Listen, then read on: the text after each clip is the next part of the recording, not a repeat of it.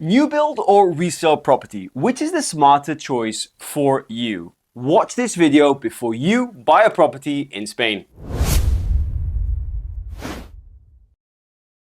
Hey guys, welcome back to the High Homes channel together with Kian. Today, we're gonna be diving into one of the biggest questions we get, which is whether to buy off-plan or resale properties. Both have their pros and cons. I'm gonna dive into all of this.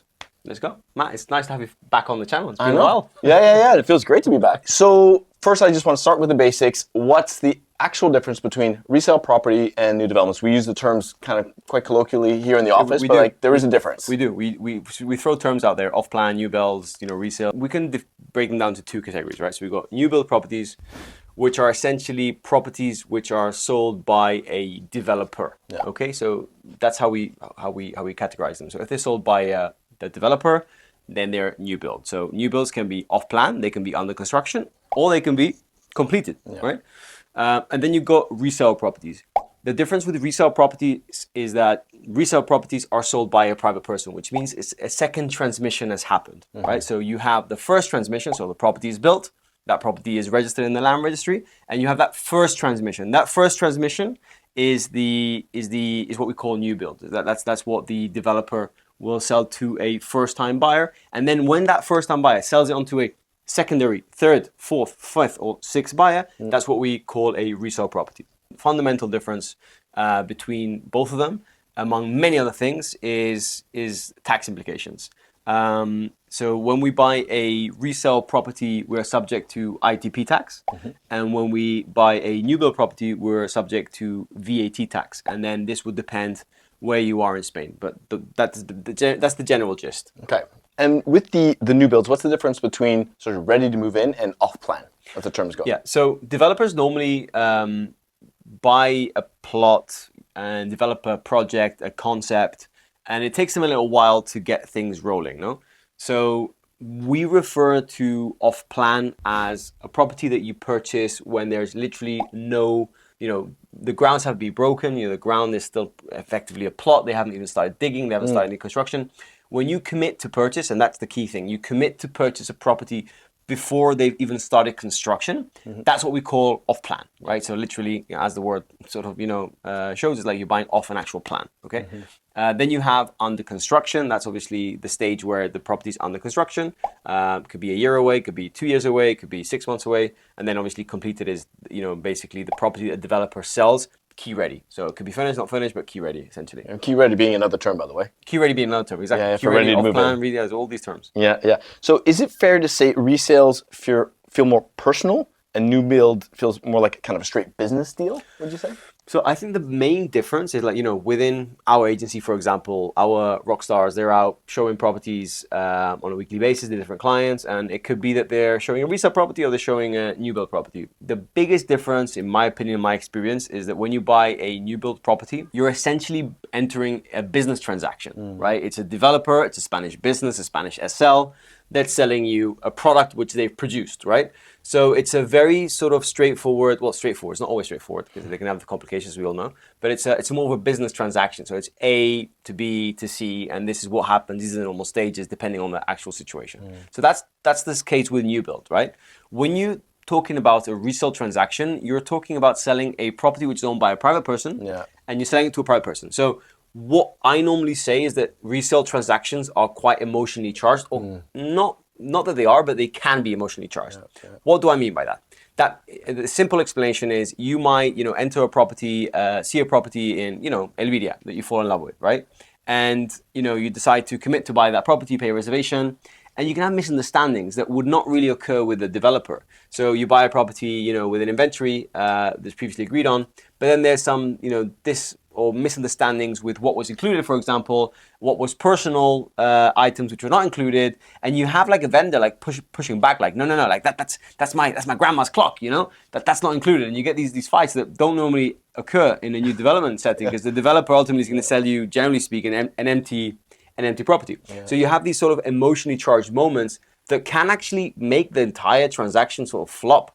Sometimes you get vendors that don't agree on, timing changes of, when the completion of the sale was meant to happen. It doesn't happen at the right time. Or you have these misunderstandings that can ultimately make a sale collapse. Yeah. And that would never happen on a new development site.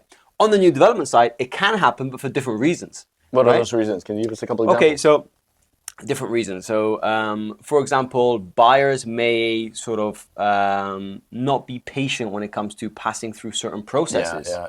Right. So which can take quite a while. yeah. So when you buy a property in Spain, for people that don't know, from a developer, you need to go through what we call a PBC, Prevención de Blanqueo de Capitales. In English, it's called AML, so anti-money laundering. So we have a lot of very strong anti-money laundering acts. We've done plenty of videos on this topic. Tracing the source of your money. Exactly. So the developer needs to prove where the source of your cash is, the traceability of it.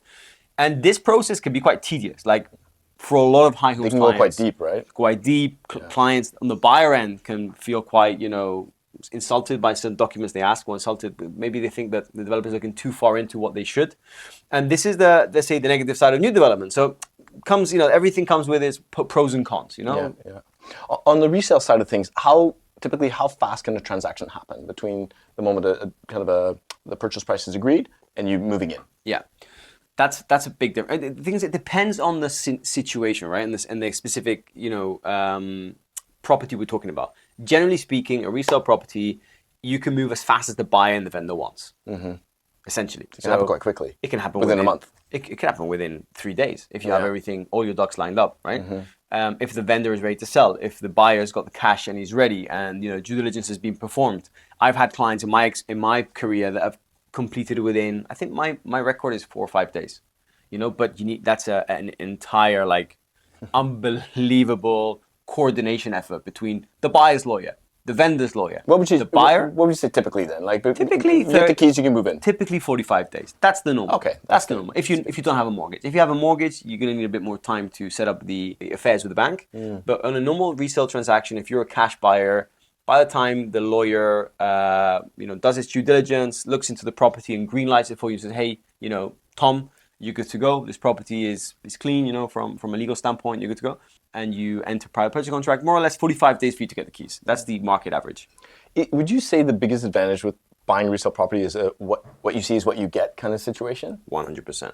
I think not everybody's comfortable buying off plan. I mean, even though we're off plan specialists, is you're looking at a floor plan, you got to trust that the product is going to be what it's going to be. Whereas a resale property, you can touch it, you can feel it, you can walk through it, right? Well, they do build show homes on the other hand for some of the new developments. I mean, I think again it depends the resale or the new development you're buying in. So if when you buy a new development property, there's many which are completed or close to completion. Those are quite easier to understand or to see what you're buying. I think the challenge with new builds is in the really early stages, in the real off-plan stages where there's nothing yet, there's just floor plans. Yeah. And then you need to interpret documents, and not only interpret them, know how to interpret these documents, know how to interpret floor plans, understanding sizes, understanding quality specs, community sort of amenities, all these things that you would normally not need to pay so much attention to in a resale property. You need to pay a lot more attention in the new development off-plan section. Yeah. Who do you think resale is best for? Like buying a resale property? Would you categorize people into? Not really. I mean, I think there's a lot of people that enter this market looking to buy a resale property, and then they see what's for sale in the new construction market, and sometimes they see the value in it. I would say resale property, you can't really say it's for one person or the other. There's great resale options for many people in both markets, and very good new development options for many people in other markets. So it's a very difficult question to answer. What I would say, however, is that for people which are looking to buy, I'll give you a quick example. Okay, I had a client of mine which was early 70s. Okay. And he came to market, and we went to see a property in a development that was finished, right? Lovely 3-bed apartment in La Cala. And I don't remember the price, but let's say it was more or less around, 500,000 euros. That was the finished version of it, right? And while I was showing him this, our job as agents is to, guide the client and also tell them, what the market offers, right? So I was telling them like, hey, this is a great option, but just for you to understand, like this also exists in the off-plan version of it. 2 streets down, same neighborhood, same sort of property, and it's 20% cheaper, right? Mm-hmm. But in that case, you're talking to someone which is early 70s, like, I don't want to wait. I want to enjoy it now. Yeah. Like, I want to enjoy it now. I want to move in. I think I remember this transaction. Yeah, I want to move in now. So, like, but then if you look at the opposite side of the spectrum, like people which are my age, mid-30s, or, people which are early 40s, like, if you're buying a property that you're going to relocate in, you live in Canada, you live in the US, and you've got time, Yeah. and you do see the value in waiting, maybe off plan or new construction is for you. Yeah. So, Ken, what would you say is the main difference in the guarantees that are offered between the resale properties and the off-plan properties? Okay, so by law, developers need to offer a guarantee on new build properties that they sell, right? Private vendors don't, right? So there's a different dynamic. So vendors cannot sell you a property or shouldn't sell you a property with vicios ocultos, right? So there's certain things that they need to disclose, right? Hidden. Hidden, exactly. Hidden. But they don't necessarily need to offer you a guarantee like developers do, okay? Developers need to offer you different guarantees. And the first one by law is what we call un seguro decenal, which is a 10-year insurance on the structure. Yeah. And this is something that would be passed from client to client. So if you sell a property, that decenal would carry on until the 10 years has passed. So if you buy 5 years later, that insurance will continue for 5 years more, right? From the moment the building is built? From the moment that the building is built and registered. Yeah, so 10 years start there. Okay. So if you buy a property from a developer, you instantly, by law, get this 10 years guarantee, which we call seguro decenal, okay? Then on top of that, by law, developers need to offer you certain guarantees when it comes to infrastructure, right? So the 10-year guarantee is for like the structure, and then the next layer of guarantees is for the infrastructure. What's infrastructure? Well, it's plumbing, it's electricity, things that's got to do with the infrastructure of the property. The developer has 2 years in which they need to give you a guarantee on these different things. And then there's a different sort of guarantee that depends on the developer. That's not really by law, but it's got to do with their after-sales process. Developers offer a lot of guarantees, or let's say after-sales services when it comes to aesthetics within the first year. Again, not all developers do, because some developers, are better than others in that sense. But what I mean by aesthetics is small cracks in the wall, things that occur within the first year. It's quite normal to have settlement cracks, very like micro cracks in the paint, which are quite annoying. Some developers offer really good service and come in and help you paint those again. Again, others don't. What would you say generally, Ken, are the risks associated with buying a resale property? If you're well aware of what you're buying and you have the right sort of, in this case, lawyer that's going to be doing the legal checks and due diligence, but also, in the case you're buying a bigger property, you might want to have the services of a surveyor. But I think there are risks, but you can mitigate them. But let me tell you what the risks are. The risks of buying a resale property is you buy a property that has charges, encumbrances, or people which have a possession of the property that you didn't know. That you will present to the property as a property that has X square meters and then has less registered. The risks that there's debt still on the property you didn't know, both from mortgages, community of association of owners, IBI. There's, like everything, there's risks associated. Are all of these things quite easy to find out in the process of purchasing it? That's why you bring in a lawyer. That's why you bring in a lawyer. Like, that's your safeguard. Like, precisely. You need to always use a lawyer when you buy a property in Spain. It's as simple as that. Yeah. Like, if you don't, well, too bad. Like, you should have, right? It's like not only us, but everyone in the market. everyone in the professional sector, real estate, will go buy a property, use a lawyer. Normally your lawyers charge about 1% of the property transaction. So if you buy a property of €500,000, there's no better investment than paying the €5,000 plus VAT to that lawyer and to do all this due diligence. So everything that's a risk can be mitigated by the use of a lawyer. Then on the side of new construction, I think the risks will be a bit different. The risks are because essentially you're buying a property that's, if it's under construction, you're paying a down payment against something that's not there, so you get a bank guarantee. Well, I say in order of how bad it can be, it's not delivered. But in that case, you have a bank guarantee. That's very rare these days. Very rare. Like, you can count this in Spain, a handful of occasions. But that's risk number one, right? But obviously, you will have your bank guarantee in place for that, which you should have if you've done the right due diligence. Number two is that's delivered late. This is actually not common, but it can happen. There's delays of whatever, and you might be promised the property to be handed over in Q1 26 and it's handed over in Q2 26. I always say to our clients, expect a small delay. Developers normally put a grace period in their contract. So if they say, if you're in a sale office and the on-site tells you the delivery is going to be Q2 26, in contract it will say Q3 26, because they're always going to give themselves some more time, okay? Yeah. And the third thing would be that either the finishings or the space is not what you expected. Not what you expected or not what was promised? What was promised isn't the case because developers do build what they promise. Like, you know, they So it's your interpretation of what they promised that could have been off. you will then find differences in the finishings, right? So maybe the finishings are a bit sloppier, right? But developers are not gonna, you know, if you bought something that's a square, it's gonna be a square. It might be it's a square and the edges are not perfect on the square finishings, but you're buying a square. So like developers can't just say, hey, I'm selling you a 2-bed property, and then it turns up you turn up and buy a 1-bed property. That's impossible. Right? But the reality is what can happen. Sometimes big developers that are rushed towards the end to complete, and they have a lot of subcontractors in painting and so on, that they get a bit sloppy towards the end. That's one of the things I always ask our clients to watch out, and that's why we always recommend that our clients use a snagger or snagging service on handover, so they can make a list of all these small things. Which is part of one of our services. Yeah, it's part of our service, and it's a really important service. And it's complimentary. Yeah, absolutely. Yeah. What if you buy a resale property and something breaks? Is that on the buyer, or is that like an AC unit, for example? Happens all the time. Yeah. It happens all the time. Or is once you get the keys, that's it. You get the keys and that's it. Like bye-bye. Bye-bye. Okay. That's it. That's as simple as that. So if you want to make sure like that everything's working, make sure it's working before you get keys. Yeah. The thing is, like, it's not the same to enter a property and go, hey, all this is broken, and the vendor will most probably, you know, not repair it because you're buying it as you see it. What you see is what you get, right? It's always important to, you know, check it before you even enter contracts. Ideally, you know, maybe when you pay the reservation, you get someone in to check it all out before you enter the 10% contract, which is the big contract before completion. Get everything checked. Yeah. You know, like, don't turn around later and you know, change the rule of the games. Like, you know, you buy the property as you see it. And if there's something that's not clear to you, ask the question. You know, don't change it after you've agreed terms. Got it.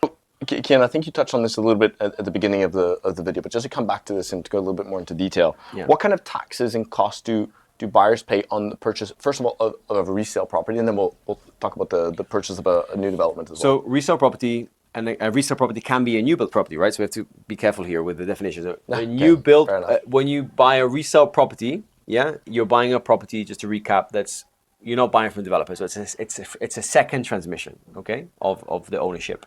In this case, you don't pay VAT. You pay ITP. It's Impuesto de Transmisiones Patrimoniales. Okay, this is a tax which depends where you are in Spain. So it's not the same to be in Andalusia than it is to be in Valencia or Madrid. It's actually governed by the autonomous region, not by the central, let's say, state. What this means is that you will pay ITP, and in our case, for example, in Andalusia, we pay 7% VAT, ITP, excuse me, 7% ITP. And that's it. There's no VAT on that transaction.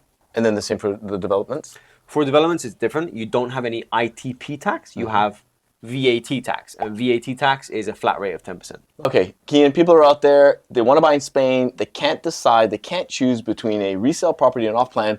What do you recommend? So I think that we can't really recommend one or the other. It's a case of understanding what the market offers, and depending on your personal circumstances and, you know, what your life situation is, you might be more interested in buying one or the other. Or it could be that you're looking for a property that's so specific that it only exists in one or the other, right? I think people go out on a property hunt thinking that, you know, I want to buy this, right? So they close their eyes and they think, I want to buy a three-bed house with a pool and a garden in this area, right? That's how they start the search. No one starts the search with, do I want a resale, do I want a new development? Yeah, fair enough. Yeah. And when they come to market and they start seeing what the market offers and the different variety of options, that's when they start thinking, shall I focus more on new construction and resale? And that's when everything we've discussed in this video is what they go through, and then they take a decision. You know, do I have time? You know, am I in a rush? Do I need to move in straight away? Perfect, you know. Or it could be that you're looking for a resale. I mean, I've had, just going back to my example of my client in the early 70s, I've had people mid-70s, late 70s, buy a property off plan 2 years away, just because it was the perfect thing they wanted. Yeah. So, you know, it really depends. Every client situation is a universe. So I think you need to know your facts, understand, you know, what the situation is for each case, what everything offers, what each option offers in this case, and then make your choice. Perfect. It's a good wrap, no? Yeah, very good. Oh, well done. Good. Thank you for the insights. Appreciate that. It's good to have you back on. Yeah, man. it's been great to be back on. Guys, thank you so much for tuning in today, and we'd like to know what you think. What would you pick? Resale property, off plan? Let us know in the comments below. And of course, don't forget to like and subscribe to the channel. Check out our podcast on Spotify as well. You'll be able to tune into this as well, brand new. And until then, we'll see you next time. Hasta luego. Ciao, ciao.